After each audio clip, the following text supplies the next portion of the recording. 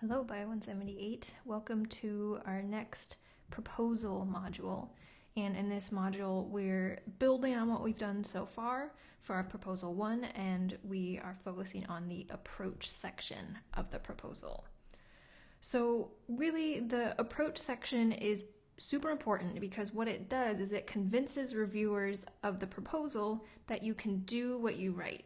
So if we think back to when we first were thinking about framing our idea, we wrote our introduction in terms of making it super exciting and explaining to the reviewer why it's an important topic for us to study. We gave a brief overview of our overall research idea and identified some specific aims.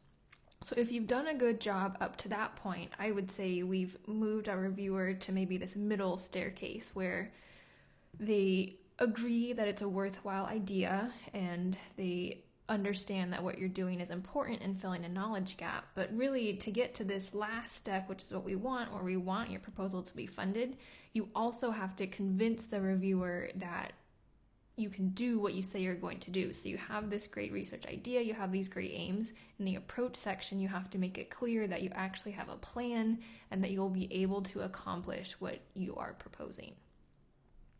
So in this particular module, we'll have two main learning objectives, or in other words, two things you'll be able to do by the time you complete this module.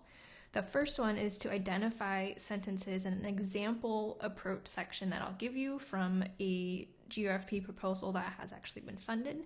And I'll ask you to identify the different sentences in that example section that meet the different required criteria. This is based on some feedback from those Kaizen surveys where some of you were asking for a worksheet or something like that for you to identify these different components in an example. So we'll do that.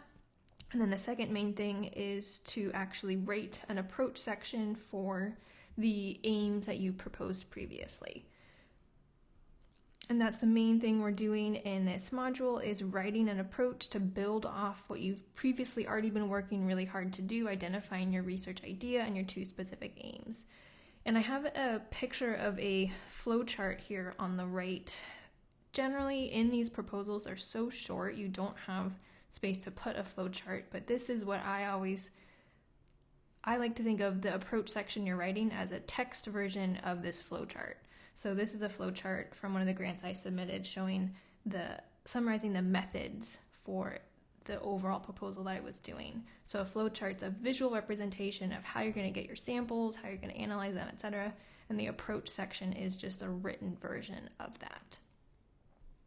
And again, this is important to help us not only in this class where we're having you build up to the point of writing a full GRFP proposal, but hopefully this skill of being able to flesh out how you will actually perform an experiment will be useful maybe in other classes, in your future careers or grad school, other potential avenues you might take.